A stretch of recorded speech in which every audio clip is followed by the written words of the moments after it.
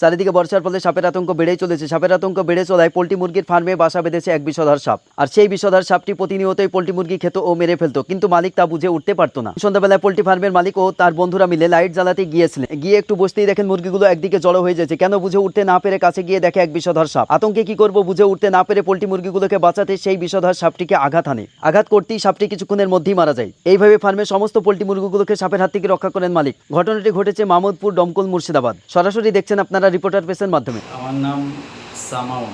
আজকে আমার কি সমস্যা আছে ফার্মে? আজকে সমস্যা বলতে আমি আমার বন্ধু সোহেল বললো যে চলো যাই একটু ফার্মে লাইটটা দিয়ে আসি, ওই জন্য গেলাম একসঙ্গে মাগরিব পর। গিয়ে একটু বসলাম, ও লাইটগুলো দিল, দেওয়ার পরে মিনিট পাঁচেক বসার পরে মুরগিওয়ালা দেখছিলাম ফার্মের ভিতরে এক সাইডে জড়ো হয়ে যাচ্ছিলো। তো সোহেল বললো জড়ো হচ্ছে একটু দেখে নিই। তো ঠিক আছে দেখে আসো, আমি বসছি।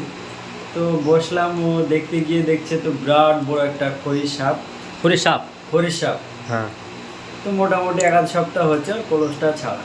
তো ও খড়ি যদি কাউকে কামড়ায় ওর সাথে হাতেই মরে যাবে, ফার্মে থেকে বেরোনোর কোনো সুযোগ নেই। ফার্মে কোনো মুরগি খাইছে সাপে?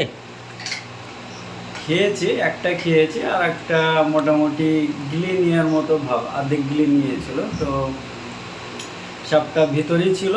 সোহেল, আমি ভাবলাম যে ওখানে যা ছিল কিছুই ছিল না হাতের মাথায়। তো সোহেল বললো যে দাঁড়াও একটু বাতা টাতা বা লটি একটা আনি মারার জন্য। তো ও নিয়ে আসতে গেল, তো বাতাটা আমাকে দিল। ভয়ও লাগছিল হালকা হালকা, কারণ হচ্ছে বিরাট বড় খরিশ, পাকা খরিশ, কামড়ে দিলে বাঁচা যাবে না, ওখানে ডেট হয়ে যাবে। ফার্মটা আপনার কোন গ্রামে?